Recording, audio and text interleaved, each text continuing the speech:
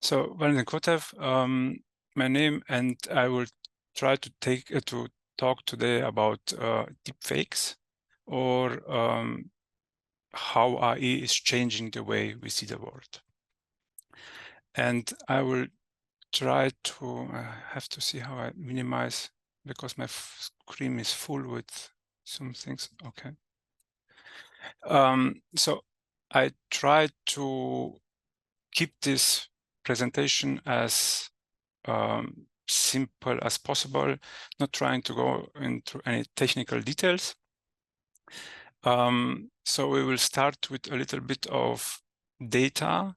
In case of LLMs, for example, these are tokens, and we will see why we talk about tokens, or even if we see images where there are no words. Then we will see how this token and data is used to train models, which will give us an information about the world. Then we will see how this training can be deceiving and how to detect such deceiving so that we can handle deepfakes or movies. And then we will see, even if such application can be used in bad ways, there are also very beautiful and wonderful way of using AI with the same technique for education, healthcare, and so on. We will see then through the presentation that this technology, which it's now forming, it's like a simulation, and we will see how this simulation also give us a way to adapt to a new way of seeing the world. As Mariana said before, if you have any question, feel free to ask in the comments, in the chat. So when training models, one always starts with data. In case of LLMs, which had taken the world in storm in the last 1.5 years, one crucial aspect are bias. Bias are data which are either unrepresented, so a very small fraction of the entire collection of data, or which then, if not trained properly, will lead to unfair or unjust outcomes of the application. I think a lot of you already saw this kind of pictures, which were generated with Google AI, when it was where the prompt was to generate images of, for example, founding father in America, and one knows that they were not Asian and they weren't black or of color, or, for example, that Asian or people of color weren't Nazi soldier. So how can this happen? So in this bias is inherent in data. It is not possible to avoid them, or it takes too many consideration, or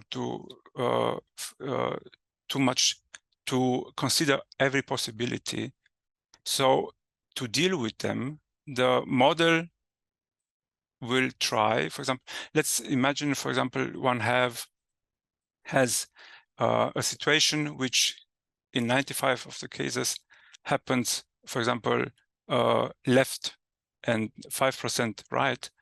Then the model will say 100% always take left, because I make a very short error of 5%. But this bias is then not represented. So from all this regular data, set to the amount of data is much larger, and so this bias, this small amount of bias, accumulates as more data is introduced in the training. And why is this a problem? Well, this is known in statistics and in science as the Simpson paradox. Suppose, for example, you have an information like this one you see on the left, and one makes a correlation or a trend regression, and one has a negative slope. That means that the curves goes down. But if here when we see the dots in black, then we have all the data in one pot. But once and the results of the model will be one line, one regression. But if we allow for the bias, so for the smaller group to also be represented, then these results will change drastically. So instead of having a regression which tells us for whatever, which will be that the correlation is negative, we will have positive correlation. And this can be used to misrepresent data. That is, if I look at the data from one perspective, without grouping them, for example, grouping them together, then I get another result as when I use each cluster or each group of data individually. How does this affect the training and the data? Well, in physics, for example, there is a so-called black body, which is an object, is a body or an object which takes in all frequencies, or kind of so all type of frequencies. In the same, we can see a training, a model like the LLMs, as an object which tries to include as more data as possible. So with every new generation of large language models or token models, more and more data was included. In a recent talk by the CEO of NVIDIA, Mr. Hong, he said that the goal, which he considered isn't that far, is to include all the internet, all the libraries of the world in one such model.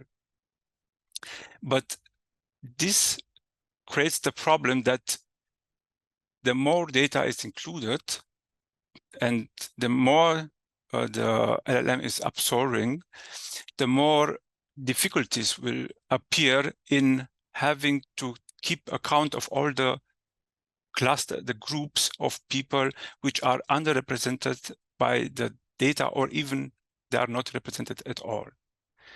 And this is one of the major problems when training LLMs, so that we try to keep the results as close as possible to reality and make them not unbiased them. On the other hand, one has a black box, which means that when one has a very complex model, like for example, here I put, I'm not sure if you can see the mouse. So here, this is a simple neural networks, which was at the beginning, the 1950s when they were used. And this is the architecture of the transformers, which was published by the Google group, and which are used for all the LLMs, which are now known like ChatGPT or Grok or Mistral and so on, or Llama.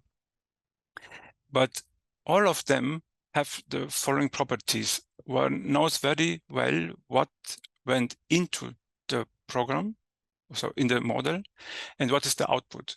But what happens in between, it's as more complex it gets, as more difficult it gets to understand why a decision, for example, was made.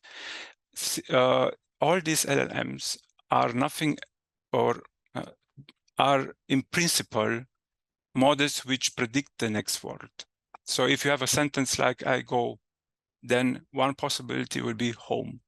So they are very good models to predict what will be the next word. But how to determine from all the data? So imagine you have more and more data with lots of biases, and how to determine why this model decided on this data to take this step and to predict this word. Or if one takes the second step of prompting, then why it gave me this response and not another.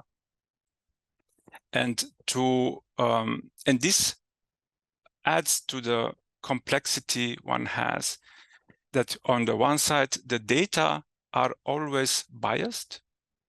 And on the second, also the model is unknown how it takes decisions. So when one tries to make sure, for example, that the model always gives right decisions, it makes it very difficult. And this is also the reason why a lot of models are tuned to make sure that the prediction they give, that means the output of the prompt, is always right. So when dealing with the results of this kind of models, as one more thing here is, as I said before, so trying to add more and more data to such models. And as Mr. Hong from NVIDIA, the CEO of NVIDIA, said, trying to put all the internet, it's like trying to input the entire world, at least what we people, or the human race, had: sensors, books, internet, and so on. What is the output? So the output should be also a way the model reflects this world. So the idea is to have a way to train in such a way that what the model describes the reality in which we live as good as possible. And it's important here to keep in mind that the trend will be what is nowadays considered a world model. So these models which are trying to take more and more data in are not just some simple models like in the past when, for example, one tried to predict some outcomes of in industry or in retail, or some anomalies in the financial sector, but to predict an entire world system, the physics behind moving objects, and so on and so on. So this is a shift in how this the way training is performed from what was before, the LLMs or the transformers. So what implication, or what ethical implication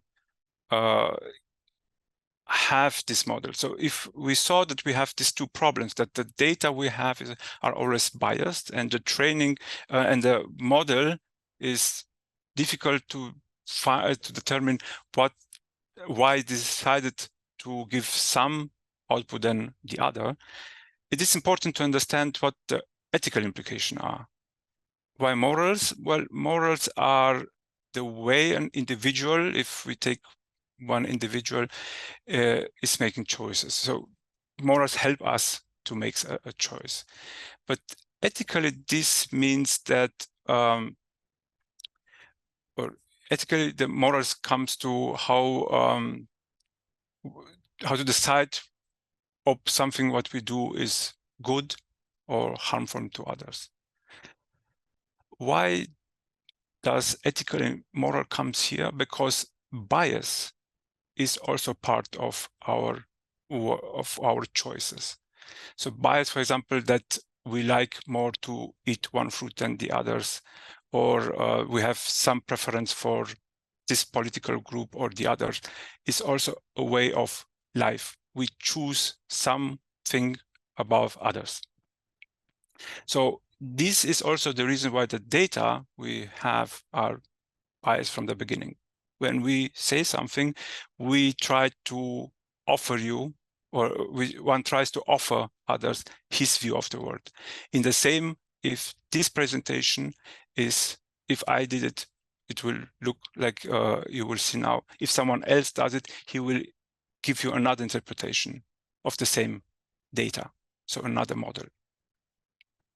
From the society point of view, morals is regarding what is acceptable or unacceptable. And ethically, this also means that what is good and what is bad is something what, for example, goes into justice and human rights.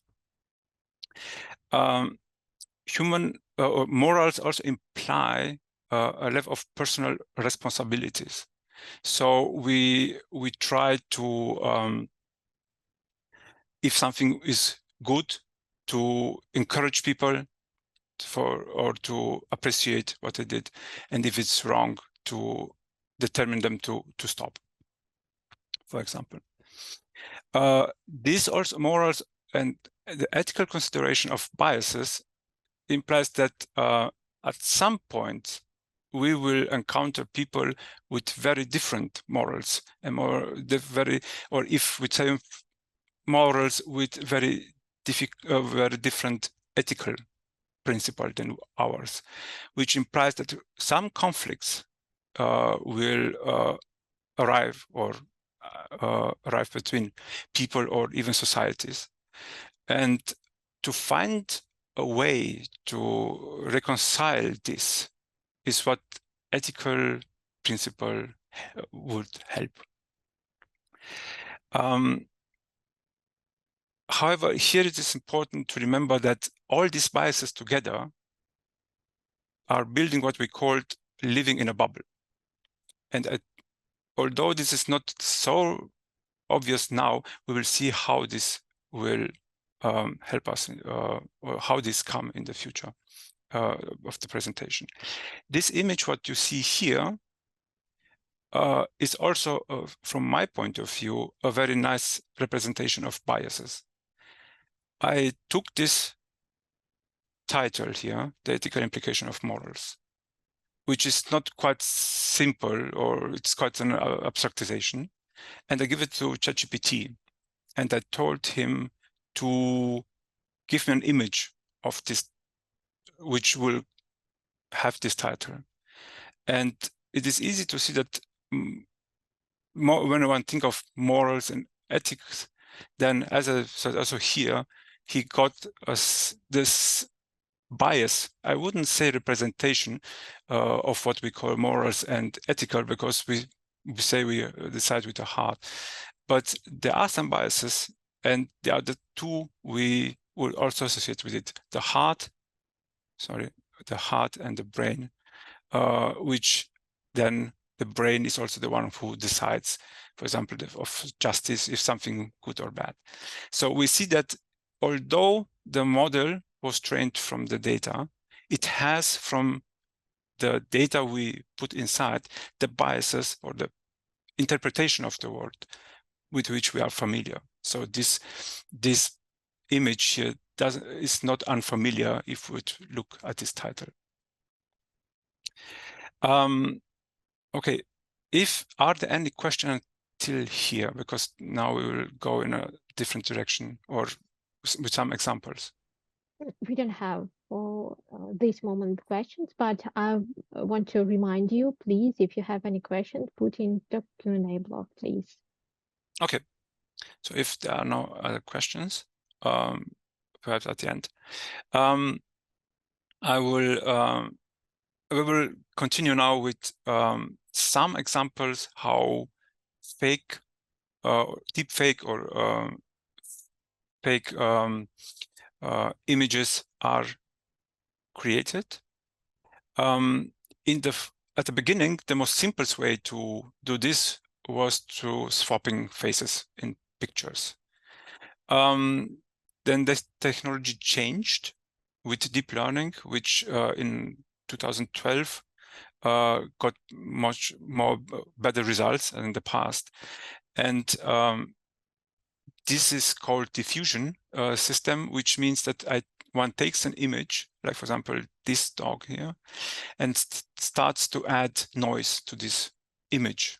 So just random small numbers, which then makes the picture a little more noisier.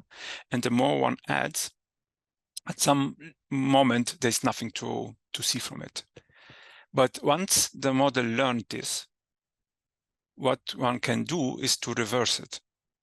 So I give him a noise image and say, generate me an image of a dog, and he will do the same, but in reverse, and get a new image of a dog, which from all the data it had learned will give something similar to the data he learned. So this is one of the famous or most used way of generating images. And here, for example, above, one sees a young man in a cowboy or and what I did, I took this original and I swapped the face with that of Robbie Williams. I'm not sure how accurate this was, but there are, as you can see here, a lot of internet pages when one can try with them to play and see if one gets better results. It is important that the face of the original and the person wants to change the face should be quite similar. This young man here has a much not so wide face like Robin Williams, and perhaps that's why this didn't work that well. But here, for example, is the same principle. So we have the original image here, and the person changed the face with that of Tom Cruise. And one sees that the faces are very similar, also with that of the original actor. And I think that was some more sophisticated program used to generate a nearly credible image of Tom Cruise from one which actually he never took. So I never took this image or this picture.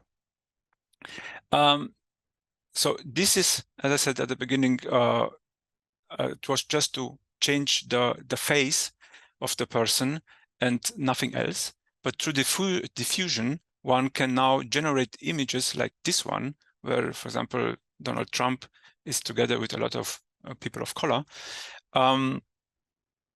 which is not real at all.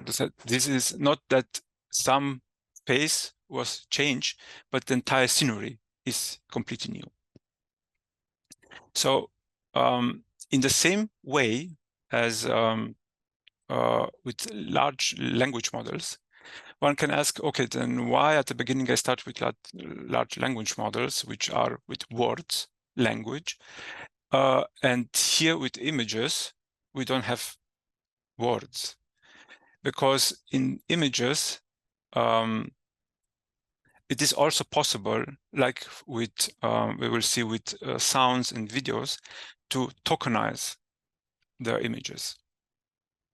And this means that instead of words, the token can be something else, like an object in an image, for example, or a sound, a different kind of sound, like a note or an ambulance, or some objects in a video. So all of them can be seen as token, and everything what was originally considered for language can be considered or can be used also for images or for sound or for videos, as we will see. So in the same way, like with images, So don't forget the first one, even if it's not the best, I did myself, just to give an example. One can do the same with songs. So which means that it is possible nowadays, and if you like, you can go on all these web pages. There are many more. A simple Google search will give you a lot of them. One can create without any musical knowledge sound or music, which can be even quite entertaining. I try first to see if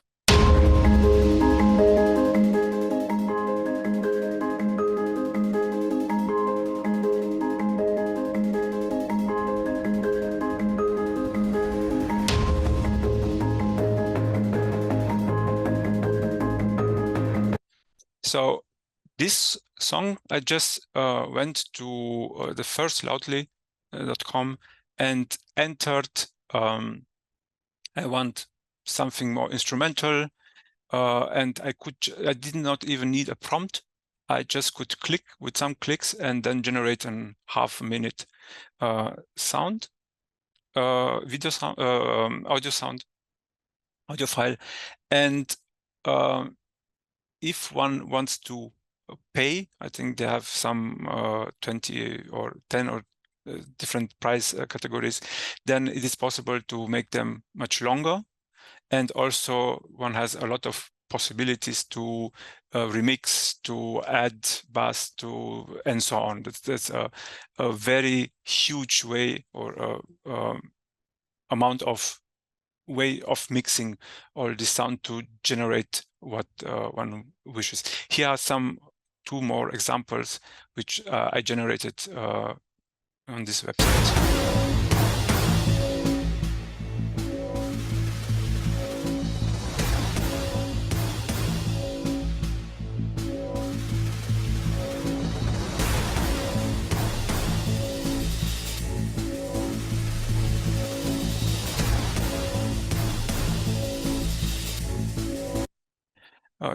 And this is the last one.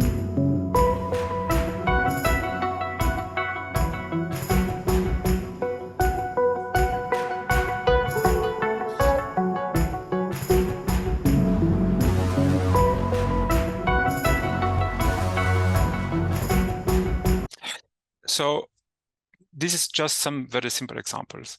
I didn't took any, so many perhaps already know from media, from the news, that many news it's possible to clone the voice in the meantime, and to generate songs with the voices of artists, which then can generate on YouTube or other platforms a lot of revenue, and which were never sung by the artists, the real artists.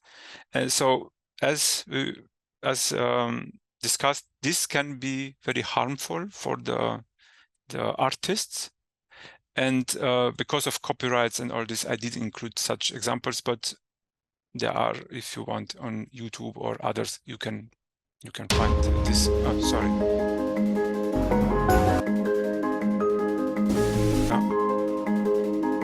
Sorry. Just want to, sorry. Okay. Okay. So in the same way as with images and sound, it is possible in the meantime also with videos. The system or the principle is the same. It's more complicated, but in principle one has also tokens by which the image is instead of a sentence, one can see every frame of the image as a sentence, and the objects which is composing it, the tokens, and the way the object move is the grammar. So this is the most simplest way of one can just swap, let's say, the same idea from language to movies. This technology is not new, so it's for some years that they try, or models are being built. What Sora did from OpenAI was to fix the object in the background, or which don't change, so that the image look very realistic. And we can see, I think many of you already know this video. Welcome to Beyond Our Reality, a journey through parallel worlds, where we delve into the extraordinary. Episode 1 unveils the giraffe flamingo, a stunning hybrid that roams the savannah with grace and vibrant hues. In Episode 2, we ascend with the flying pigs, charming creatures that redefine the skies with their harmonious flight. Episode 3 plunges us into the depths to discover the whale puss, an elegant blend of whale and octopus ruling the ocean's abyss. Episode 4 introduces us to the eel cat, an aquatic enigma that combines the sleekness of an eel with the curiosity of a cat. Episode 5 presents the bunny armadillo, a delightful mix of bunny charm and armadillo protection, captivating our hearts. Episode 6 features the horsefly, a small yet noble creature that buzzes with a blend of horse-like dignity and fly-like agility. Episode 7 explores the reptilian aru, a creature that leaps across the desert with the vigor of a kangaroo and the resilience of a reptile. Our adventure culminates in Episode 8 with the fox crow, a fusion of fox cunning and crow freedom soaring through the forest's enigma.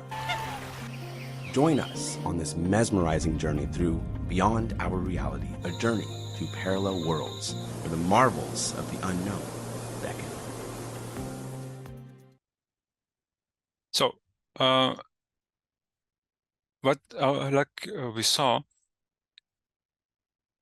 when we prompting, for example, in ChatGPT or in other models, we can prompt in something that it never was asked, and it can produce answer to these questions. In the same way, it is possible now to generate images, or in this case, videos, of objects that never existed. And this is on the one side, a very interesting way of seeing objects, or seeing worlds, like said here, that could never exist in this way, at least on our planet. And on the other side, it means that one is possible to create things as realistic, and in the future even more and more realistic, that also never existed, but can be very harmful. Welcome to Beyond. So the problem is that once one has the possibility to generate images, sounds, to clone voices of people, because there are a lot of recordings on YouTube of official people like presidents, sports people, artists, and so on. Some people may try to use this technology, and also videos, to do more harm than good. So this imperative that one tries to find a way to detect this kind of fake images, sounds, and videos from real ones. And the technology in the past was very easy. One person could, without not much know-how, could determine from just glancing if an image is generated by AI or not. But as one can see also in this image here, it's getting more and more difficult to do this. So if you show this image to some person, a young person who never know who the two persons are, they will see this is their real image and not see that there is a swap of the haircut. So this has this is problematic because of the misinformation one can propagate in the media or in generally. And it is also important that the ethical and legal concerns are addressed and stopping such misspread of information and having a way to punish such actions. So this is why people know more about this deepfake regarding frauds, cyber attack or scams than what they can do for good. And this is why I started let's say the way this technology is applied ethically with frauds. And we can listen first to the voice of Joe Biden. It was, I think, for some months or so now, when Joe Biden is telling people, Democrat people, not to vote on Tuesday. What a bunch of malarkey. We know the value of voting Democratic when our votes count. It's important that you save your vote for the November election. We'll need your help in electing Democrats up and down the ticket. Voting this Tuesday only enables the Republicans in their quest to elect Donald Trump again. Your vote makes a difference in November, not this Tuesday. If you would like to be removed from future calls, please press 2 now. So, so this voice was cloned, or it is fake, and whoever did this was trying to use it to let Democrats not vote, so to gain an advantage. Similar, this was, if I remember correct, last December, that some senior person in a Hong Kong company transferred $25 million to some scammers, which was, they were using very complex models. There is, at least that's what I read, a dark web counterpart of ChatGPT called FraudGPT, and they managed to generate deepfakes of image and videos of companies, high executive board, and also of transfer funds, fake profit and loss statement, and so on, so that the person was very convinced when he transferred this 25 millions in the this account that what he was doing was right. So the deceiving, the way in which it's possible to deceive nowadays, it's getting frighteningly easy for scammers. There are many other examples in this. For example, the Prime Minister of Singapore was also blackmailed with deepfakes. Thai criminals, for example, were using impersonating police officer with video calls. But also, for example, very near to us are teenagers, which, for example, are using this to blackmail, for example, colleagues in schools. So this is getting much more easier nowadays to scam people. What a bunch of malarkey. So how is there a way to prevent this? So normally when one consider how to do this, it is always interesting to see if in the past some way of this already was explored. And I'm not sure how many of you know Star Trek, but there is, for example, in Star Trek, the same problem because it is easy to simulate everything, or so-called standard isolinear optilytic data road, as you can see here in this image. And these are special devices which can only a specific, for example, government will do. And on them, a recording can be transcribed only once, and then it cannot be changed anymore. So this kind of technology, for example, or idea exists also today, what is called cryptographic signature, which also ensure the same thing, meaning that no alteration is possible after the original data, or if there is an alteration, it can be detected. As I mentioned before, another way is to determine if an image or video or an audio is generated or not. In the past, this was quite easy to do through the distribution, for example, of for images, for example, for the distribution of data points, but it's getting increasingly difficult with this technology, so more complicated technology are needed. And we saw that also legal and regulatory measures have to be taken to punish people which are performing such thing. And luckily, people or the companies are already considering this. And additionally to BBC, also NBC in the States are considering the following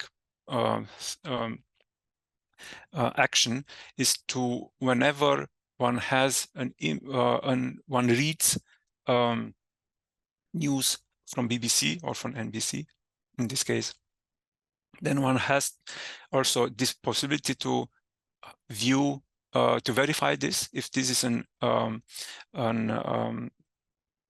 veritable or original image and not generated. And then if one pressed here, then another window will pop up, which includes information like who posted it, who created it, from where it is, how often was it edited, and so on.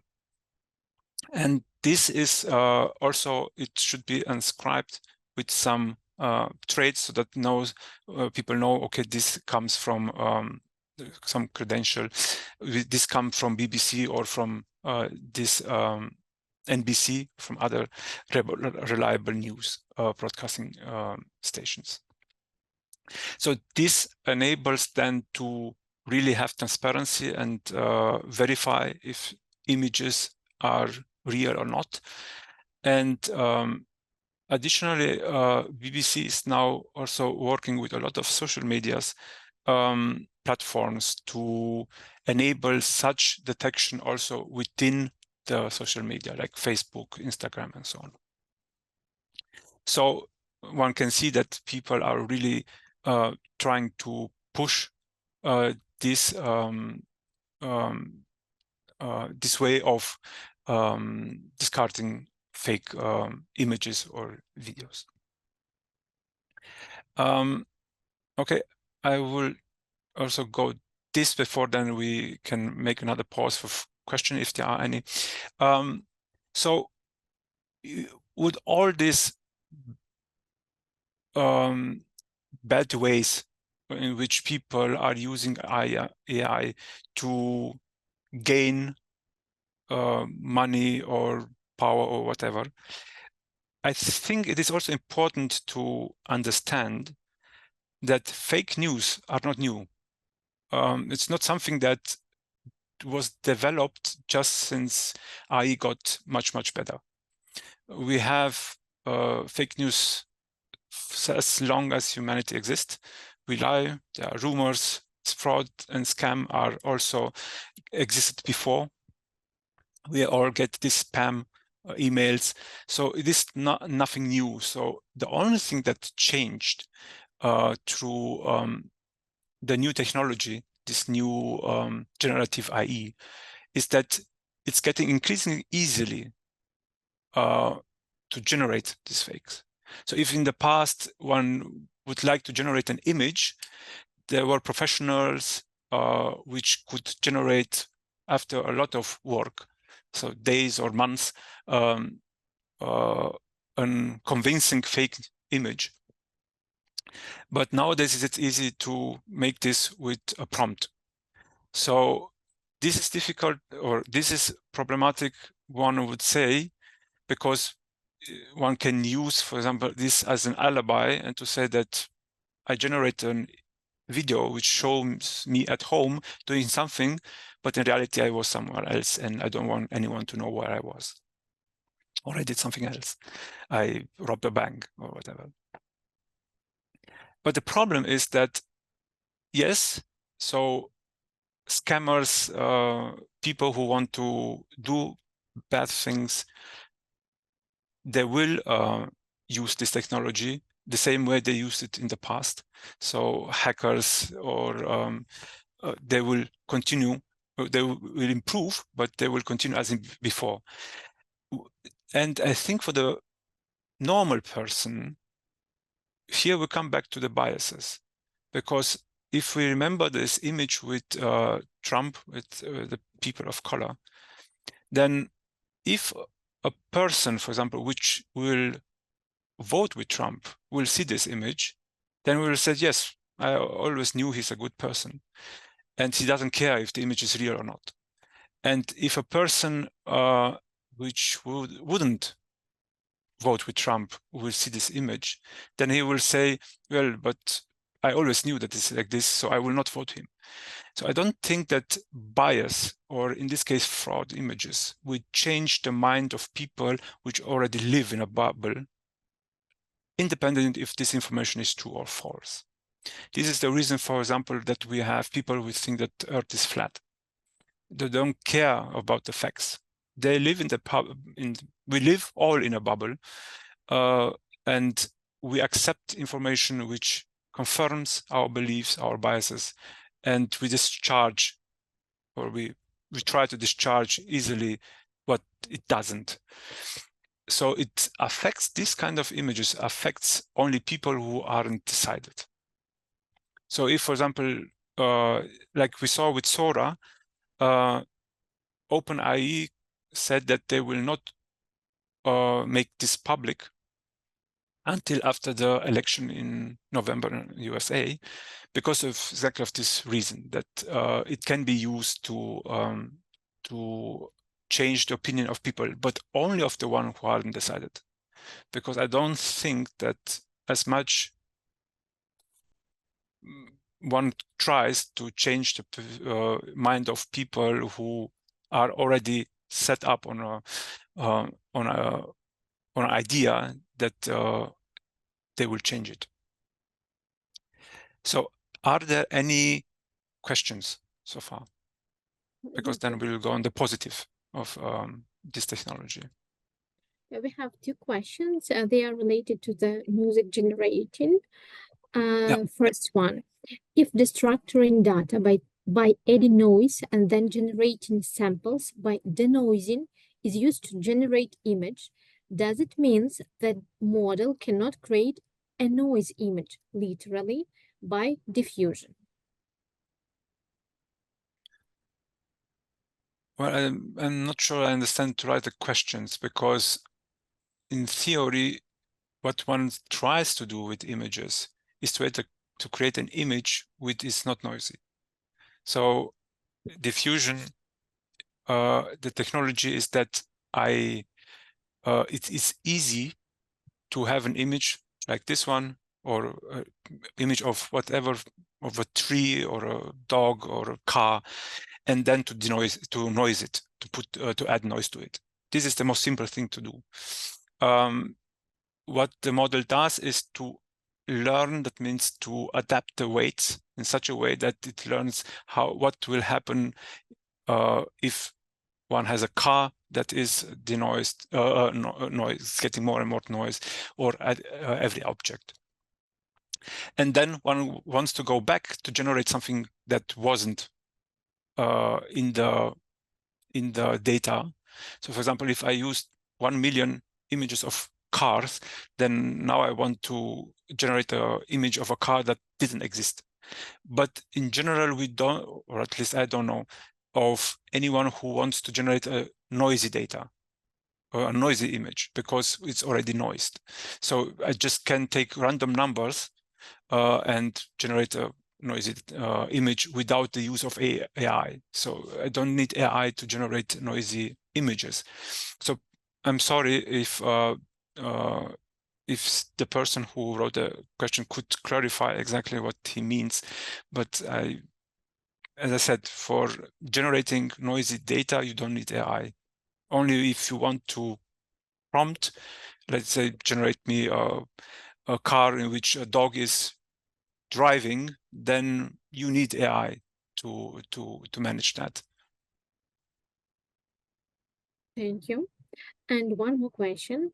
Yeah. All the music is electronic. Can it generate classic pieces? Can you repeat the question? All music is Yeah. electronic.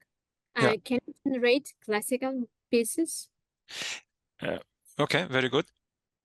So yes, it is important, as we said before, to include in the training data all the data, or all the music, in this case, all the music styles one wish to generate. All this machine learning, in the meantime, AI models, they have what is called in science, data science, stationarity. That means they can only generate what they learned. So if, for example, one person takes only electronic data, or let's say just rap, and then wants to generate, put in the model to generate classical music or folk music, or for example, if you take rap and then to generate pop, it would not, because he doesn't know what pop means, or in case of the electronic music, doesn't know what classical music means. The only way to generate classical music only from electronic music is by different means. So let's say, for example, that I have only the electronic music, but additionally, I also take books, and so just a theory, let's say, of what classical music is and how it's represented from, how it's different from electronic music. In this case, one has to learn what is called a multimodal model, which implies that it can learn not only from music alone, but also from text or from videos.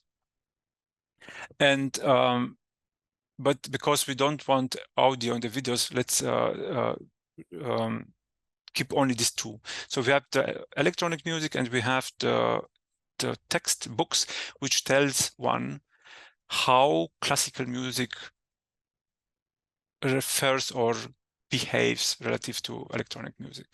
In this case, it could be possible to generate classical music only from electronic music, but we will recognize it as classical, or we tune it to so that say, yes, it is like I know it already that classical is. I don't think it is possible without any bias. So bias means in this case that I know what classical music is to train it. Thank you. It's all questions. All right. So if there are no other questions, we can move on to and so we'll to the positives of this technology, but keep in mind this part will come back again. So how does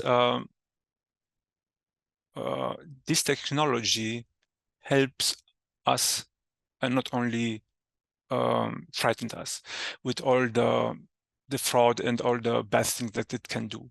Because like in any technology, like a knife can help us cook the most delicious food, but also kill people or injure people. We have also the very positives of this technology. And one is, for example, in education. I know for myself, I'm sure a lot of you also, that when you try to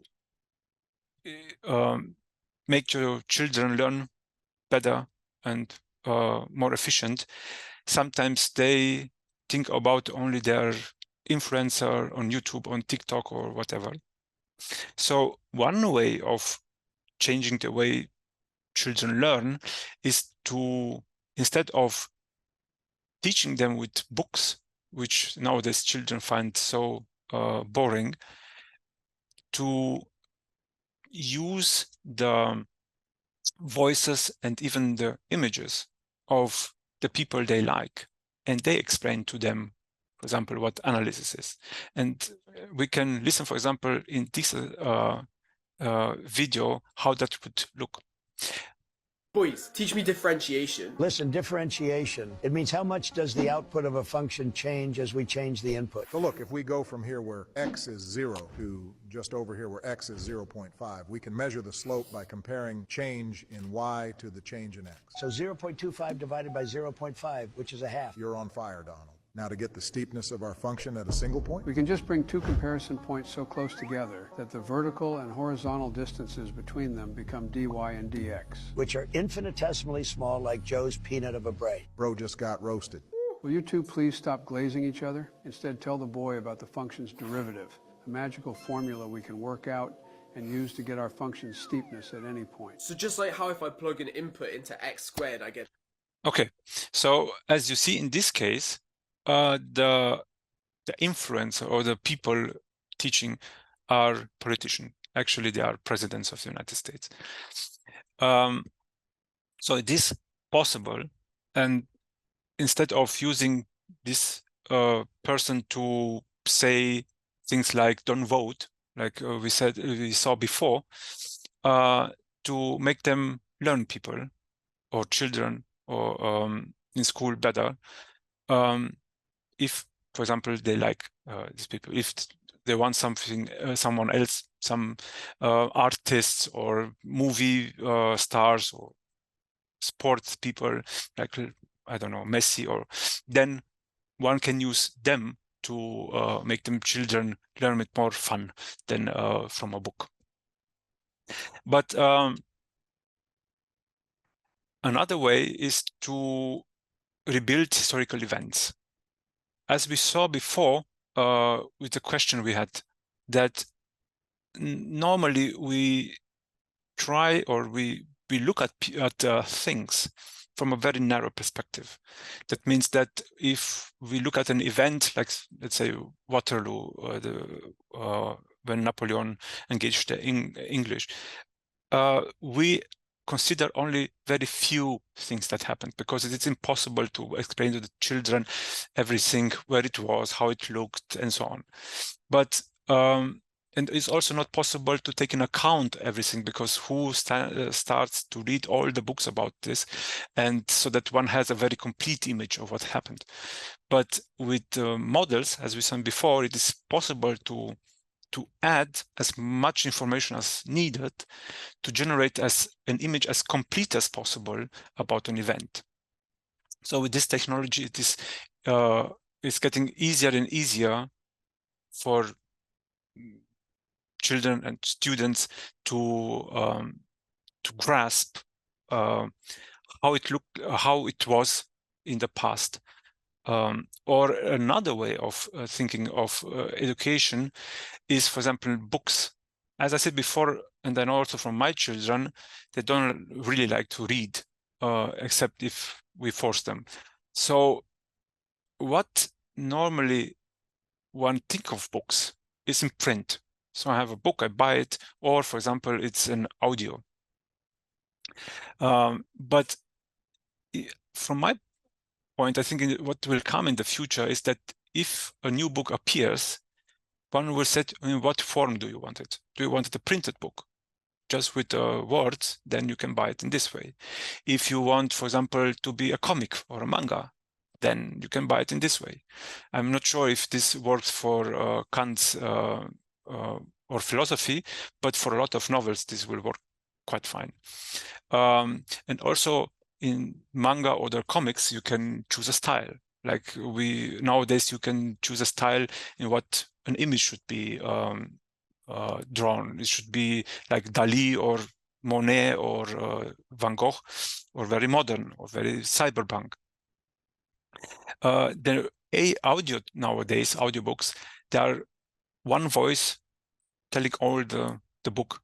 But it's possible, for example, if one has plays or novels or short stories, that every individual character has his own voice, and the narrator has his voice. And then when the way you listen to the audio is much more entertaining than just to a single voice. And the same one could say, yes, a book, but I want to see it, so it could be a video. In the same way, we saw that people by OpenAI with Sora generated this flamingo giraffe. It is possible to put all the text of the book and generate a video or a film with it. So the way in which this technology can be used is blending more and more the way in which we look at things. So books will not be necessarily just a paper on a shelf, but it could be also in very digital and different ways. Boys, teach me differentiation. And another part where this technology helps is in healthcare. I think by now we understood that having all these models, what they really help us to do is to generate like a simulation. So we said at the beginning we try to, or this model get as much information as possible, and then they build a world view of in their model. This is not very different from what actually a simulation is. It is more complex than what was used in the past when, for example, digital twin was just governed by differential equations. So nowadays, a digital twin can be a model, a LLM model, or a multimodal in this case. And I'm not sure how many people watched the NVIDIA presentation of the CEO, Mr. Hang. And there he also said that they are building now an Earth simulation so that everything what is happening on the world can be simulated on their NVIDIA chips. So in healthcare, it's the same. So it is incredibly useful to have the possibility to simulate a lot of medical use cases, like for example, training and education of students, or even of doctors when some new technology arrives, because a lot of them can they add their experience to the patients. So the first patient who are the worst on because the doctor or the assistant has the least experience, and only after some time he will have the experience.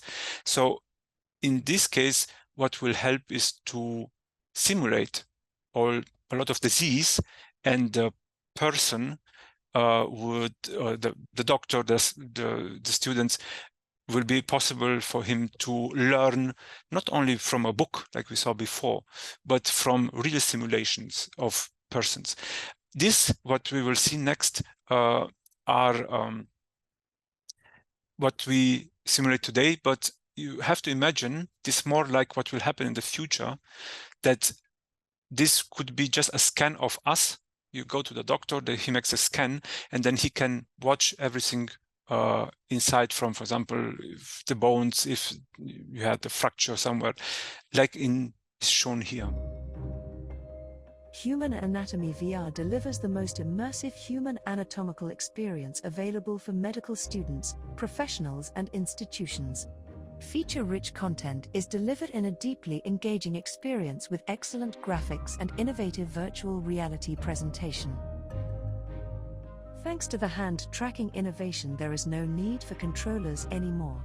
You can use your hands to reach any structure you are interested in. The Human Anatomy VR provides 14 human body systems with more than 10,000 realistic anatomical structures designed by medical professionals. The many tools and functions available make understanding complex structures easy. So I think it's enough. We don't have to see all of it. I think you get the idea. So I think we will all be very happy if the students come out of the university having seen all the disease in simulation, at least in simulation, and not just in some images in books or on 2-3 patients. Another way how this can help is in testing and developing new medical devices, because in this simulation one can see how they will interact with a normal person, in this case the patient. Of course, this also helps with patient safety, and of course, being more safe, it reduces also the error that can happen. I know only from the USA, I think it was a statistic that around 30,000 people die because of doctor errors every year in the States. So only if this could be helped, is on the 90% of that will be very, very convenient. And of course, this can help in a lot of new ways of which we don't even are aware of, and which the new technology and models will help. Sorry. Another way in which this technology can help is cultural or cultural preservation. We often have heard of, for me, languages, old languages, or languages which are spoken by very few people, because nobody learns the new languages. And this is, for example, an incredible, beautiful way of using AI and LLMs to preserve languages that are dying out, so that in the future people could still remember these languages and see all the diversity that existed. But I think, like we saw before with the educational part, the most interesting will be regarding historical sites. And before I continue, we can watch, and I hope you recognize directly what it is.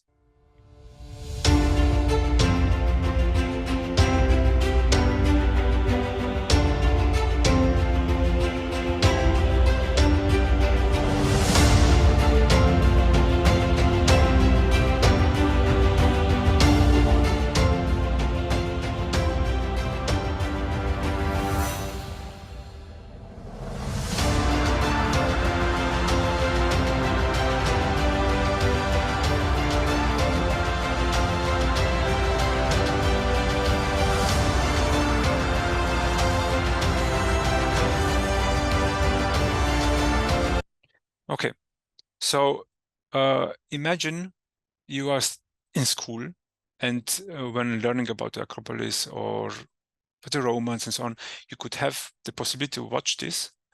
But even more, what will come in the future would be to interact with it, like we saw with in the medicine with VR, that you can walk through it, or there will be people in here with which you can talk, and if you want, you can listen to the original Greek, old Greek. That's why I started with the languages.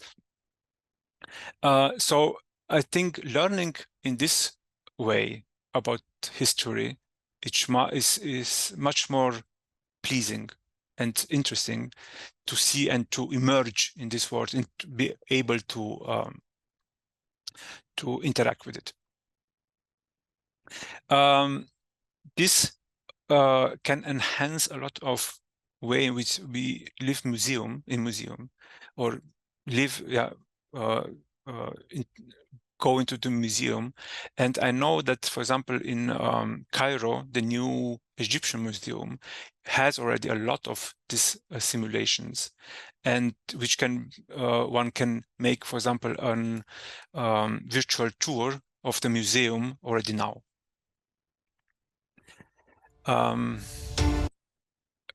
Another way is entertainment.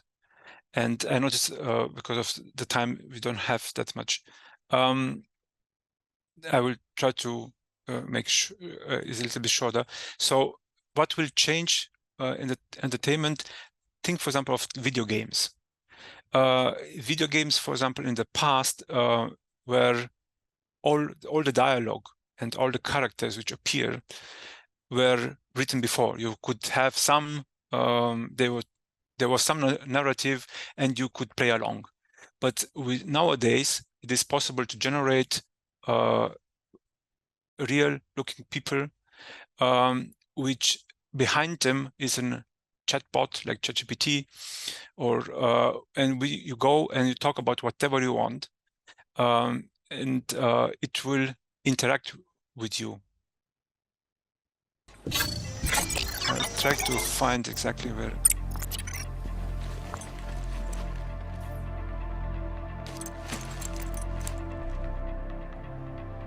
Hey Jen, how are you? Unfortunately, not so good. How come?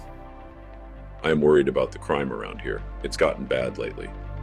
My ramen shop got caught in the crossfire. Can I help? If you want to do something about this, I have heard rumors that the powerful crime lord Kuman Aoki is causing all sorts of chaos in the city. He may be the root of this violence. So, in this case, this is quite direct, but it is possible, as I said, that to use this as with LLMs, and you can talk with him about everything. But of course, the character will try to send you on the path of the game and not talk about other stuff. But through virtual reality experience, and augmented reality, it is possible, for example, to live or to talk with people far away as they are near you. And this is something that already is working. People are working now, so that, for example, meetings and so on can be either face-to-face online, but you can also have, for example, generated people to whom you talk. And this is a very strange, you will see a way the reality is shaping. But another way in which the entertainment will change is, for example, film and television. Nowadays, we go to a film because we like the actor, we like the type of film, an action or horror or melodrama. But in the future, it is possible that everything is generated. The entire film is generated, that we saw before with the book. But we can choose who is playing what. So, for example, we say we want this actor to play Spider-Man and not Tom Holland, or we want to have Robbie Williams playing the Joker, and so on. So it is possible to change in the film everything, and then You just pay, like the company is paying the actor and the royals for using his image, and you can see the movie in the way you, with the people you want to see, you feel comfortable with. Least but not last, businesses. Here also there are, again, the simulation will have one very important fact. As I said before, the way in which these models are changing perspective is from separate part on which we are working. Like, for example, sales are working regarding to sell the products, the developer are working to develop, and so on, is to generate a world in which our customer are on the first place. So in this world, we optimize in such a way that everything we know about the customer is in this world. This world exists only for the customer.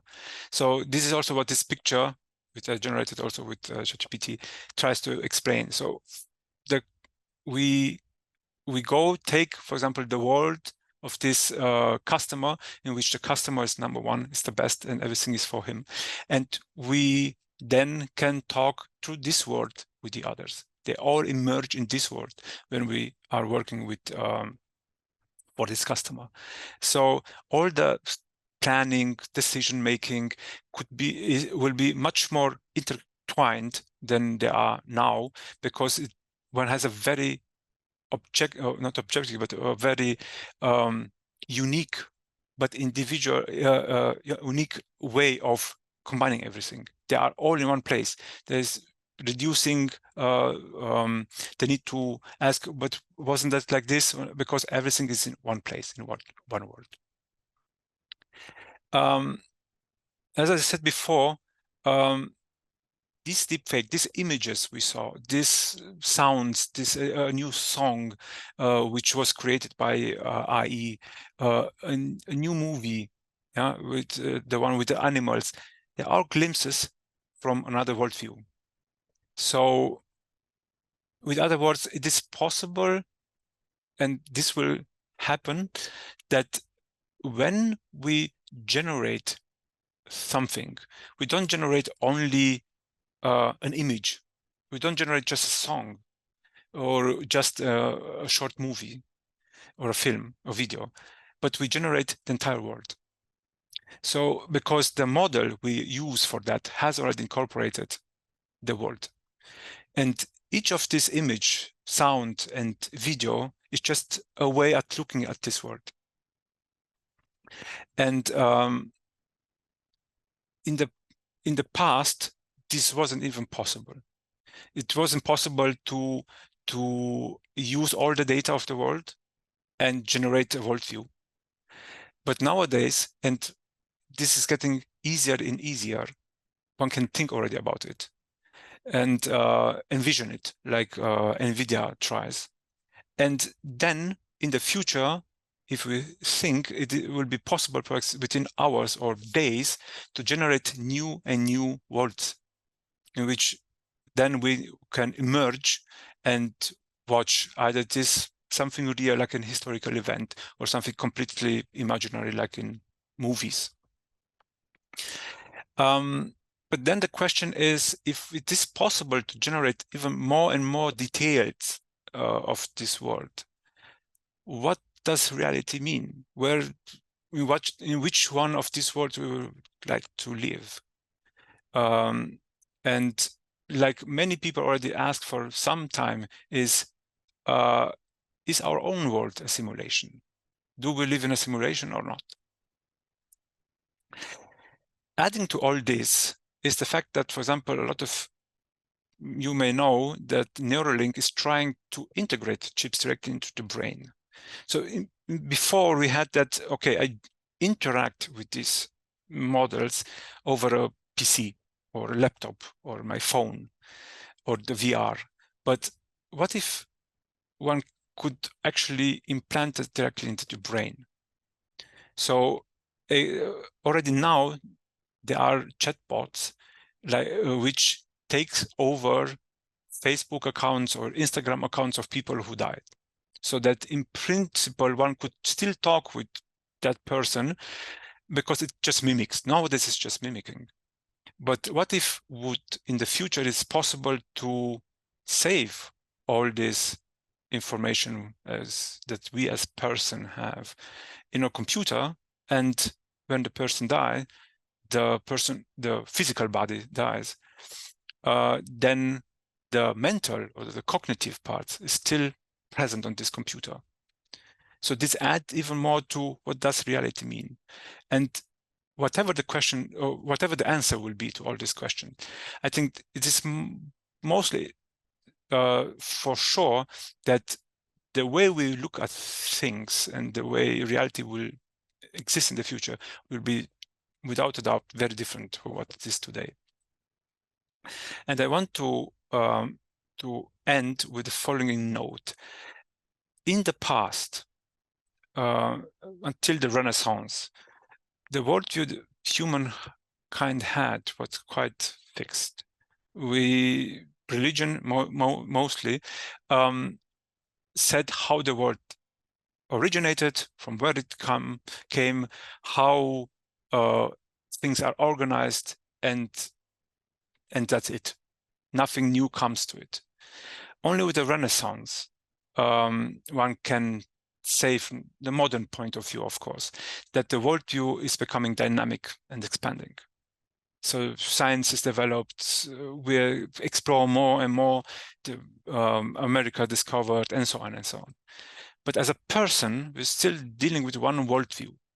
So this worldview didn't change also in the past. The only way it changed was through for experts, which in some, but only in some small part of it. But when we think of generation, old people always complain about the younger generation because they are so different. This is the reason. So the reason for that is that we don't have a way of dynamically, smoothly making a transition from the older generation to the new one. There is no transition. The new generation is developing its own worldview on the new facts, and this conflicts most of the time with the elderly. So the problem or the difficulty is, as we saw before, that it is by the fact that it is more easily to generate new worlds, that we need to shift from a way of thinking of within one worldview, and to be comfortable there, to change from one worldview to another. And this is, I think, what the new man, I was exaggerating, of course, but the new way of seeing the world will be, that we change, it will be easy for us, like from going from one friend to another, to change from one world to another. And all this technology we have today will go in that direction, either with over agents or one big model, but we'll have to adapt to it. And the people who will be very easy to live in that world. And for those who don't, will be like the old grumpy old neighbors or uncle, which doesn't like anything what is new. Thank you.